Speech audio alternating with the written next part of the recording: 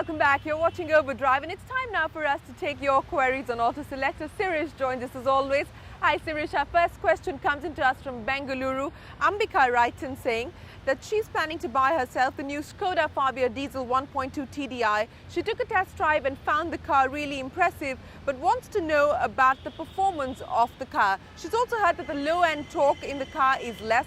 What exactly does that mean, and will that be a problem? And finally, is the car better than the i20 in terms of maintenance, driving comfort and luxury, Sirish? Well, of course, in terms of technology, the Skoda Fabia is up there with the best. It's been designed and engineered by the Volkswagen Group, which makes some of the best cars in the world, including the Polo. And the Fabia and the Polo share the same platform. They're built on the same line at the same plant. So in terms of technology, well, it is up there. And we have driven the Fabia extensively, both on the highway as well as in the city. And it's a great car to drive. It has excellent stability, excellent ride quality, very good handling. Behind the wheel or to be driven in, the Fabia is very good.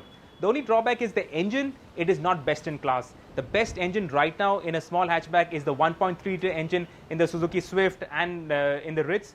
And the Fabia's 1.2 three-cylinder engine is not as refined, doesn't have the same top-end whack, it doesn't have the same fuel efficiency, and it doesn't have the same low-end grunt. And what do we mean by low-end grunt? Well, in simple terms, the Suzuki, you can keep it in 4th gear or 5th gear in the city because it has the grunt, whereas in the Fabia, you have to downshift to a lower gear. It doesn't have the same pulling power at low revs as the Suzuki, and because you have to rev the engine more to get performance out of it, and because it's a diesel, it makes more noise and it doesn't feel as refined. That's the basic difference between the two engines. It's not a huge difference, but the difference is perceptible. Compared to the i20 in terms of the quality, in terms of the comfort, in terms of the luxury aspects, the Fabia is up there. In fact, in terms of driving, it is even better than the i20. But in terms of the maintenance cost, in terms of parts, prices, the i20 has an edge. Maruti, Hyundai, the prices are generally lower than the competition, whereas the Skoda is slightly higher. But it's not that big a difference to break the deal. Okay, our next question is a biking question. This one comes into us from Saurabh Sarkar. He writes in from Malda in West Bengal. He says, a few months ago he bought a Yamaha SZX and he's getting very poor mileage. Can you tell him how to improve his mileage and the process of changing gears as well, Sirish? Well, if your bike hasn't yet done 1,000 kilometers, it hasn't yet gone through its first service, I don't think you should be worried. A bike in its running in period doesn't give you the best mileage that it can possibly give. Now, if it has done 1,000 kilometers, if it has gone through its first service, then what you should look at is maybe changing your dealer. A lot of times what happens is that the mechanic is not good enough or doesn't do a competent enough job, and that's why your mileage is not good. So try another dealer. If your mileage improves, well, your problem is sorted.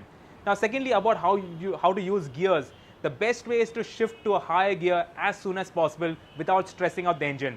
How do you know that the engine is being stressed? Well, it will make noise, it will knock, it will feel jerky, and you will know that the engine is being stressed. So try to shift to a higher gear as soon as possible, and don't use the brakes as much. Try to coast to a traffic signal. So minimal use of the brakes, minimal acceleration, and a higher gear is how you get better fuel efficiency out of a bike.